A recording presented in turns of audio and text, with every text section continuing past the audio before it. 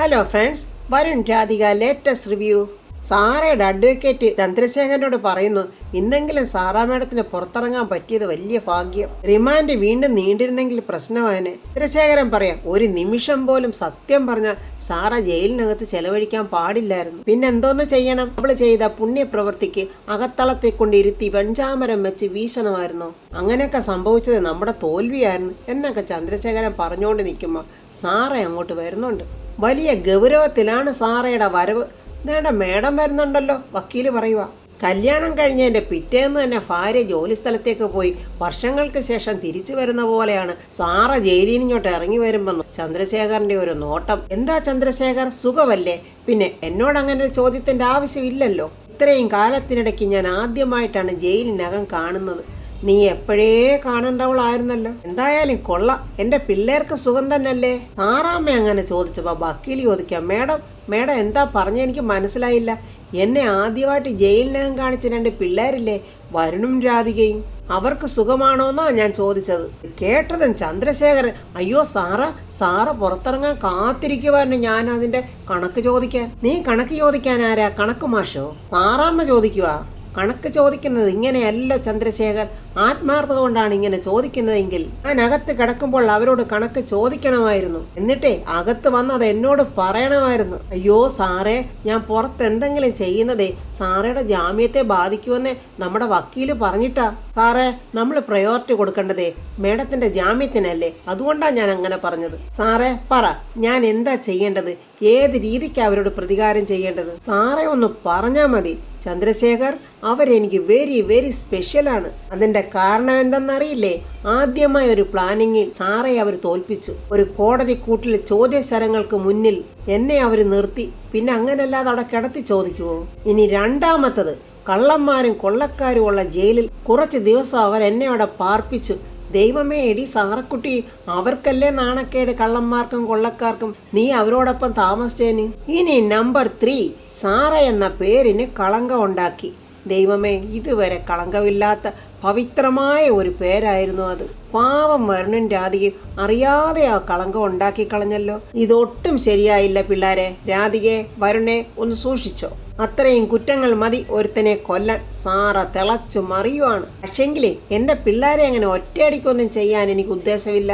എനിക്ക് അവരെ സ്നേഹിക്കണം, ഒന്ന് ലാളിക്കണം, എന്നിട്ട് വേണം വേദന എന്താണെന്ന് പതുക്കെ മനസ്സിലാക്കി കൊടുക്കാൻ. നല്ല മനസ്സ്, പവിത്രമായ പേരിന്റെ പവിത്രമായ അർത്ഥം. പിന്നീട് അതിന്റെ എല്ലാ അവസാനമാണ് കൊന്ന് തള്ളേണ്ടത്. ആഹാ, അങ്ങനെയുണ്ടോ? എന്നാൽ അത് ആദ്യം അങ്ങ് ചെയ്യ്. പിന്നെ മതിയല്ലോ ലാളിക്കുന്നതും കൊഞ്ചിക്കുന്നതും വേദന ഉണ്ടാക്കുന്നതും ഒക്കെ. സാറ, താനൊന്ന് റിലാക്സ് ചെയ്യ്, എന്നിട്ട് ഈ കാര്യങ്ങളൊക്കെ എനിക്ക് വിട്ടേരെ. അതെ സാറേ, ഏത് നെറികെട്ട വേലയും ഞാൻ ചെയ്യുമല്ലോ. സ്വന്തം സഹോദരനെയും കുടുംബത്തെയാണ് വഴിയാധാരമാക്കി. ഇനി സഹോദരന്റെ മകനെയും മരുമകളെയും കൊല്ലാനായിട്ട് പോവുക ഞാൻ. ബിലീവ് മീ സാറ, ഞാൻ ഇപ്പൊ തന്നെ അതിനുള്ള മാർഗങ്ങൾ നോക്കാം. എനിക്ക് തൃപ്തിയാകണം ചന്ദ്രശേഖർ. ആ തൃപ്തിയോടെ ഞാൻ നിങ്ങളുടെ തോളിൽ തട്ടും. ദൈവമേ, ആ തോളിലെ തട്ടിന് ഇത്രയൊക്കെ വാല്യൂ ഉണ്ടോ? അതുപോലെ ആയിരിക്കണം ചന്ദ്രശേഖർ പ്രതികാരം. അപ്പോൾ നിനക്കൊന്ന് നൊന്തപ്പോഴും നിനക്കൊന്ന് വേദനിച്ചപ്പോഴും നിനക്ക് പ്രതികാരമുണ്ട്. അതുപോലല്ലേ ഒരു തെറ്റും ചെയ്യാത്ത നിരപരാധികളായി അവരെ നീ ശിക്ഷിച്ചപ്പോഴേ എത്രമാത്രം ദേഷ്യം ഉണ്ടായി കാണും. എന്നിട്ടും അവര് നിന്നോട് പ്രതികാരത്തിന് വന്നോ? നീയല്ലേ അവരെ ദ്രോഹിച്ചത്? ഭക്ഷണത്തിനുള്ള ഓർഡർ എന്തെങ്കിലും ആയോ എന്ന് ചോദിക്കാൻ അവിടുത്തെ പണിക്കാർ വന്ന് ജയഭാരതി അമ്മയോടും യശോദയോടും ചോദിച്ചുകൊണ്ട് നിൽക്കുക. അപ്പോൾ അവർ പറയുന്നുണ്ട്, രാധിക ഹോസ്പിറ്റലിൽ നിന്ന് ഇറങ്ങിയെന്നല്ലേ പറഞ്ഞത്, ഇപ്പൊ വരേണ്ട സമയമായല്ലോ. അപ്പോഴേക്കും രാധിക അങ്ങോട്ട് വരുന്നുണ്ട്. മോളെ, ആ അമ്മയുടെ കാര്യം എന്തായി? എന്തായാലും ആ അമ്മയുടെ കാര്യത്തിൽ നല്ല ഒരു കാര്യം സംഭവിച്ചു. അതെന്താ മോളെ? മക്കൾ ഉപേക്ഷിക്കുന്നവരെയും മറ്റു തണലുകളില്ലാത്തവരെയും നോക്കി നടത്തുന്ന ഒരു സ്ഥാപനമുണ്ടമ്മേ. ശങ്കർജി എന്ന മനുഷ്യനാണ് നടത്തുന്നത്. അങ്ങനെ ആ അമ്മയെ ശങ്കർജി കൊണ്ടുപോയി. എന്താ പറയുന്നത്? ഒരു ജന്മം മുഴുവൻ മക്കൾക്ക് വേണ്ടി കഷ്ടപ്പെട്ട സ്ത്രീയ അവസാന കാലത്ത് തന്റെ അനാഥാലയത്തിലുമായി. എത്ര വലിയ അലങ്കാര പേരിട്ട് വിളിച്ചാലും അത് തന്നെയല്ലേ സംഭവം എന്നൊക്കെ നമ്മുടെ ജയഭാരതി അമ്മ പറയുക. അമ്മ അവര് പോകാൻ നേരത്തെ എന്നെ ഒന്ന് കെട്ടിപ്പിടിച്ചു. ഞാൻ ഇടയ്ക്ക് വിളിക്കുകയോ എപ്പോഴെങ്കിലും അങ്ങോട്ട് ചെല്ലാവെന്നും പറഞ്ഞിട്ടുണ്ട്. പാവം പോകുമ്പോൾ പറയുക, ഈ വലിയ ഭൂമിയിൽ എന്നെ വിളിക്കാനും കാണാൻ വരാനും ഒക്കെ ഒരാളുണ്ടല്ലോ എന്ന്. ഇവര് വന്നിരിക്കുന്നതേ മോള് പോയിട്ട് ഓർഡർ വല്ലതും കിട്ടിയോന്നറിയാനാ. ഇല്ല ചേച്ചി, ഇന്ന് ഓർഡർ ഒന്നും കിട്ടിയില്ല. ആളുകളുടെ രീതി അതാ ചേച്ചി. ഒരാൾ തള്ളിക്കളഞ്ഞാൽ തിരിച്ചെടുക്കാൻ പിന്നെ ഒരുപാട് സമയമെടുക്കും. നിങ്ങൾ ആരും ടെൻഷനൊന്നും ആകണ്ട. എന്തെങ്കിലും ഒരു മാർഗം ഭഗവാൻ കാണിച്ചു തരും. ആ സമയം രാധികയ്ക്ക് ഒരു ഫോൺ വരുന്നുണ്ട്. രാധിക ഫോൺ അറ്റൻഡ് ചെയ്യുമ്പോൾ മറുവശത്തു നിന്ന് ഒരുത്തൻ രാമുവാണ്. നിങ്ങൾ രാധികയല്ലേ, നിങ്ങളല്ലേ ആറ്റുവാശ്ശേരി സദ്യ നടത്തുന്നത് എന്നൊക്കെ ചോദിക്കുന്നുണ്ട്. ഞാൻ ഒരുപാട് കേട്ടിട്ടുണ്ട്. അന്നൊരു കേസിൻ്റെയൊക്കെ ഒരു ഇഷ്യൂ ഉണ്ടായിരുന്നല്ലോ, അത് തീർന്നായിരുന്നോ? ആ, അതൊക്കെ തീർന്നല്ലോ. അതിൽ ഞങ്ങൾക്ക് പങ്കൊന്നും ഇല്ലെന്ന് തെളിഞ്ഞു. എന്തായാലും അതൊരു നല്ല കാര്യമാണല്ലോ. മോളെ, ഞാൻ വിളിച്ചതെന്താന്നോ, ഞങ്ങൾക്കൊരു 100 പേരുടെ സദ്യ വേണമായിരുന്നു. ദൈവമേ, കാക്ക പുന്നല്ല് കണ്ടതുപോലായി. രാധികയ്ക്കൊരു സന്തോഷം. അയ്യോ, എവിടേക്കാ?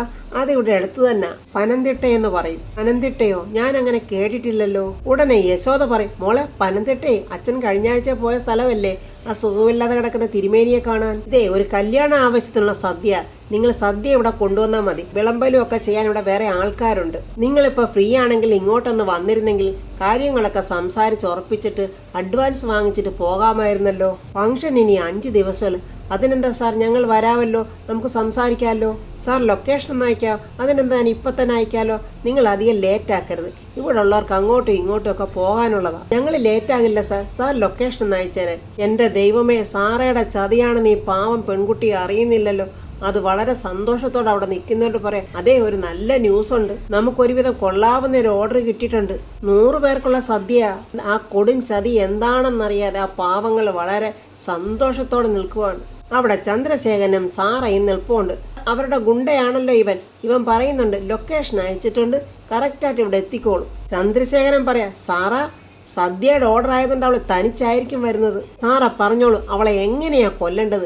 എങ്ങനെയാ അവിടെ ജീവൻ എടുത്താലാ സാറയ്ക്ക് നഷ്ടപ്പെട്ട അഭിമാനം തിരിച്ചു കിട്ടുന്നത്? അവള് വരട്ടെ ചന്ദ്രശേഖർ, നമ്മൾ ഇനി എങ്ങനെയാ മുന്നോട്ട് പോകേണ്ടെന്ന് അവളല്ലേ തീരുമാനിക്കേണ്ടത്.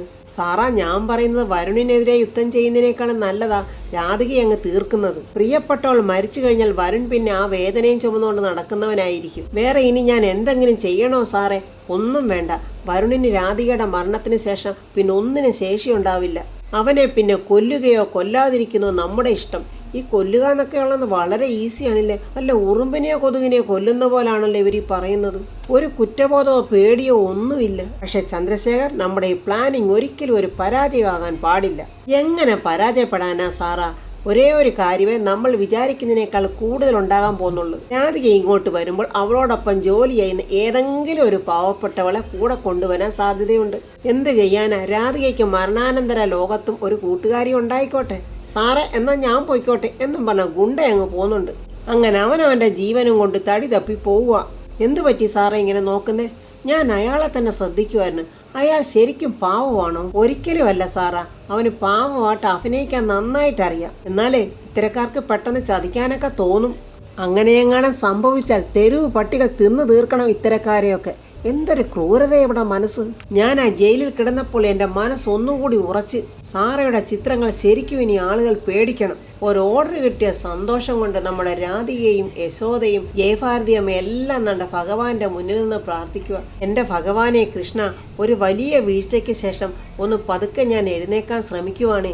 ഇതുകൂടി പരാജയപ്പെട്ടാൽ പിന്നെ ഞങ്ങളുടെ ജീവിതത്തിൽ ഒരു വെളിച്ചവും ഇല്ല. കാത്തുരക്ഷിക്കണേ കണ്ണ എന്നിങ്ങനെ കരളുരുകി പ്രാർത്ഥിക്കുന്നുണ്ട്. ജയഭാരതി അമ്മ പറയാം, നമ്മൾ ഇതുവരെ നന്മയുടെ വഴിവിട്ട് നടന്നിട്ടില്ലല്ലോ മോളെ. അങ്ങനെ ഇല്ലാത്തടത്തോളം കാലം വലിയൊരു തോൽവി നമുക്കുണ്ടാവില്ല. പിന്നെ ചെറിയൊരു തട്ടും തലോടലും ഒക്കെ അതെവിടെയോ ഉള്ളതല്ലേ. അവരങ്ങനെ പറഞ്ഞുകൊണ്ടിരിക്കുമ്പോൾ കത്തിച്ചു വെച്ച നിലവിളക്ക് പെട്ടെന്ന് അങ്ങ് അണഞ്ഞു. അതൊരപശകുനമാണ്. പെട്ടെന്ന് യശോദ മോളെ എന്നിങ്ങനെ വിളിക്കുക. ഇതെന്താ വിളക്കിപ്പോൾ അണഞ്ഞത്? അമ്മേ, ഇതെന്തോ ഒരു ദുസൂചനയാണല്ലോ എന്നിങ്ങനെ യശോദ ജയഭാരതിയോട് പറയുക. കത്തിക്കൊണ്ടിരുന്ന വിളക്ക, നിമിത്തങ്ങൾ തള്ളിക്കളയാൻ പാടില്ലെന്നാ പറയുന്നത്. അയ്യോ മോളെ, പെട്ടെന്ന് രാധിക്ക് പറയാം, പോകാതിരിക്കാൻ പറ്റില്ല മുത്തശ്ശി. എങ്കിൽ മോളെ നീ തനിച്ചു പോകണ്ട, അവരെ ആരെങ്കിലും കൂട്ടിക്കൊണ്ടു പോ. വേണ്ടമ്മേ, ഞാൻ കൂടെ പൊയ്ക്കോളാം എന്ന് യശോദ പറയുക. അല്ല, ഇതിപ്പോ നന്നായല്ലോ. രണ്ടുപേരും ചേർന്നൊരു വലിയ പ്രശ്നമാക്കാൻ പോവാണോ? അമ്മേ, ഞാൻ പോയിട്ട് വന്നോളാം. ഭഗവാൻ മുന്നിൽ തെളിവ് കാണിച്ചിട്ടും ഈ രാധിക എന്തിനാ ഈ അഹങ്കാരം കാണിക്കുന്നത്? ഭഗവാനായിട്ടാണെന്ന് തോന്നുന്നു. ഉടനെ ഏതാണ്ട വരുണിനെ അവിടെ എത്തിച്ച്. വരുണ് ചോദിക്കുന്നത് എന്ത് പറ്റി? എല്ലാവരുടെയും മുഖത്തൊരു ടെൻഷൻ ഉണ്ടല്ലോ. അത് വരുൺ ഒരു കാര്യമുണ്ട് എന്നും പറഞ്ഞ് രാധികയുള്ള സംഭവങ്ങളൊക്കെ വരുണിനോട് പറയുക. അങ്ങനെ ഓർഡർ കിട്ടിയതും വിളക്കണഞ്ഞതും എല്ലാ കാര്യവും വരുണിനോട് പറയുക. ഓ, അപ്പോൾ അതാണോ കാരണം? ലക്ഷണം പിഴച്ചു. അമ്മയുടെയും മുത്തശ്ശിയുടെയും മുഖം മാടിയിരിക്കുന്ന ഇതാണോ കാരണം? ഇപ്പോൾ നിങ്ങളുടെ രണ്ടുപേരുടെയും പ്രോബ്ലം എന്താ? രാധിക തനിച്ച് പോകരുത്. രാധികയ്ക്ക് ഒരു സെക്യൂരിറ്റി വേണം. രാധികയ്ക്ക് ഫുൾ സെക്യൂരിറ്റി കൊടുക്കാൻ ദാണ്ട് ഒരുത്തനിങ്ങനെ നിൽക്കുവല്ലേ. അയ്യോ വരുൺ വരണ്ട, ഞാൻ വരണോ വേണ്ടയോന്നൊന്നും താൻ തീരുമാനിക്കേണ്ട കാര്യമില്ല. എന്റെ ഭാര്യ ഒരു സ്ഥലത്ത് സുരക്ഷിതമായി പോയി വരണോ എന്നുള്ളത് എന്റെ കാര്യമാണ്. അത് ഞാൻ ചെയ്തോളാം. ഓക്കെ, ഇനിയിപ്പോ രണ്ടുപേർക്കും പേടിയില്ലല്ലോ. എന്നാ ഞങ്ങൾ പോയിട്ട് വരാം. മോൻ കൂടെ ഉള്ളപ്പോൾ ഞങ്ങൾ എന്തിനാ മോനെ പേടിക്കേണ്ടത്? മോനെ, ഇവളെ കാത്തുരക്ഷിക്കുന്ന കൃഷ്ണ ഭഗവാനല്ലേ നിന്നെ ഏൽപ്പിച്ചിരിക്കുന്നത്. കൊണ്ടുപോയിക്കോ, എവിടെ കാണുന്ന വെച്ചാൽ കൊണ്ടുപോയി കാത്തു രക്ഷിച്ചോ. ഓർഡറും വാങ്ങിച്ച് ആ വഴിക്ക് തന്നെ രണ്ടുപേരും പോവുമോ? തിരിച്ചിങ്ങോട്ട് എത്തില്ലേ എന്ന് ജയഭാരതി അമ്മ ചോദിക്കുന്നുണ്ട്. അതിലൊരു പൊരുത്തക്കേടുണ്ടല്ലോ ജയഭാരതി അമ്മേ, അങ്ങനെ ചോദിക്കാൻ പാടില്ലായിരുന്നു. ഞങ്ങൾ ഇപ്പൊ വരും മുത്തശ്ശി എന്നും പറഞ്ഞ് അവർ രണ്ടുപേരും പോവുക. വരുണൻ രാധിയെ അങ്ങനെ സ്കൂട്ടിയിൽ അവർ കൊടുത്ത ലൊക്കേഷൻ അനുസരിച്ച് ഇങ്ങനെ വന്നുകൊണ്ടിരിക്കുവാണ്. അവർ പറഞ്ഞ സ്ഥലത്തെത്തി. എന്തോ ഒരു പന്തികേട് വരുണിന് മണക്കുന്നുണ്ട്. ഇവിടെ ആരെയും കാണുന്നില്ലല്ലോ എന്ന് രാധികയും പറയുക. രാധിക ഇനി മാപ്പ് ചതിച്ചതാണോ? താനൊരു കാര്യം ചെയ്യ്, അയാളെ ഒന്ന് വിളിച്ചു നോക്ക്. വരുൺ അയാളെ വിളിച്ചിട്ട് എടുക്കുന്നില്ല. രാധികെ, ആരോ നമ്മളെ കരുതിക്കൂട്ടി ഇവിടെ വിളിച്ചു വരുത്തിയതാണെന്ന് തോന്നുന്നു. ഇനി ഇവിടെ നിൽക്കുന്നത് ശരിയല്ല, വാ നമുക്ക് പോകാം എന്ന് പറഞ്ഞപ്പോൾ താണ്ട് ആദ്യത്തെ ആ ഗുണ്ട ഇവരുടെ മുന്നിൽ വന്നിങ്ങനെ നിൽക്കുക. കാറിൽ ഇരുന്നു കൊണ്ട് ചന്ദ്രശേഖരനും സാറയും അതൊക്കെ കണ്ടുകൊണ്ടിരിക്കുക. വരുൺ പ്രതീക്ഷിച്ച പോലെ അവിടുന്ന് ഇവിടുന്ന് ഗുണ്ടകൾ വടിയും കുന്തവും ഒക്കെ ആയിട്ട് വരുന്നുണ്ട്.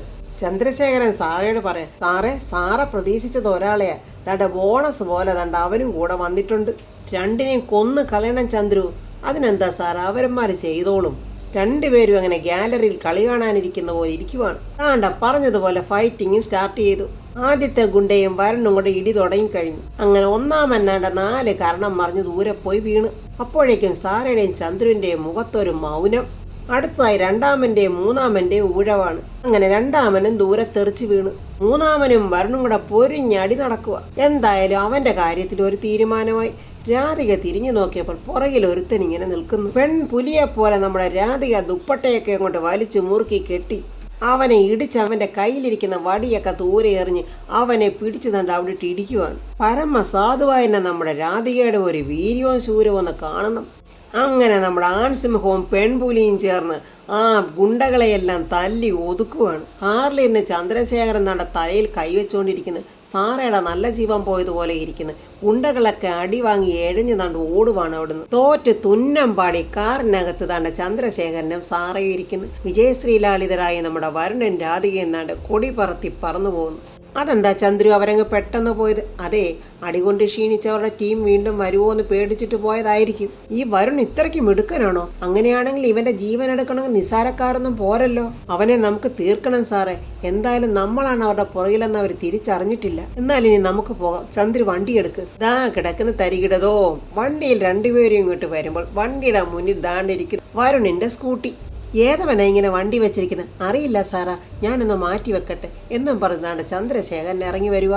ചന്ദ്രശേഖരൻ അങ്ങനെ വരുണിന്റെ സ്കൂട്ടി എടുത്ത് മാറ്റാനായിട്ട് നോക്കുമ്പോൾ സാറയുടെ കാറിനകത്തൂടെ ദാണ്ട വരുൺ കീന്നടിക്കുന്നു. പെട്ടെന്ന് ചന്ദ്രശേഖരൻ തിരിഞ്ഞു നോക്കുമ്പോൾ വരുണും രാധികയും കൂടി ഇങ്ങനെ ചിരിച്ചോണ്ട് നോക്കി നിൽക്കുന്നു. ഇതിപ്പോ ഒരു നാണക്കേടുണ്ടോ ചന്ദ്രശേഖര? സാറയും ചന്ദ്രശേഖരനും ഒരിക്കലും പ്രതീക്ഷിച്ചില്ല വരുൺ ഇങ്ങനെ ചെയ്യുമെന്ന്. വരുൺ നല്ല ബുദ്ധിയുള്ള പയ്യനല്ലേ. പോരെങ്കിലോ കൂടെ നിൽക്കുന്ന രാധികയോ അവർ രണ്ടുപേരെയും ദൈവാനുഗ്രഹമുള്ള മക്കളല്ലേ. അപ്പോൾ ദൈവം അവർക്ക് തുണയായിരിക്കും. അതുകൊണ്ടാണല്ലോ രാധിക ഒറ്റയ്ക്ക് ഇറങ്ങാൻ പോകുന്ന സമയത്ത് വരുൺ ഉടനെ തന്നെ അവിടെ എത്തിയത്. അതെല്ലാം ദൈവത്തിൻ്റെ ഓരോ തീരുമാനമാണ്. അന്യായം കുറേയൊക്കെ ജയിക്കുമെങ്കിലും എപ്പോഴും ജയിക്കില്ലല്ലോ. ന്യായത്തിന് ഒന്ന് ജയിക്കണ്ടേ? അപ്പോൾ ഫ്രണ്ട്സ്, ഈ ചതിക്ക് പിന്നിൽ ചന്ദ്രശേഖരനും സാറയുമാണെന്നുള്ളത് അവർ തിരിച്ചറിഞ്ഞു. ഇനി ഇതിനുള്ള പ്രതികാരം എന്തായിരിക്കും? ഇനി ഇവർ തന്നെ കൊടുക്കുമോ? അതിനു മുമ്പ് തന്നെ വേറെ ഏതെങ്കിലും രീതിയിൽ അവർക്ക് കിട്ടുമോ എന്നൊക്കെ ഉള്ളത് നമുക്ക് അടുത്ത റിവ്യൂവിൽ കാണാം. എൻ്റെ ഈ റിവ്യൂ ഇഷ്ടപ്പെട്ട ലൈക്കും കമൻസും സബ്സ്ക്രൈബ് ചെയ്യാത്തവർ സബ്സ്ക്രൈബ് ചെയ്യണേ.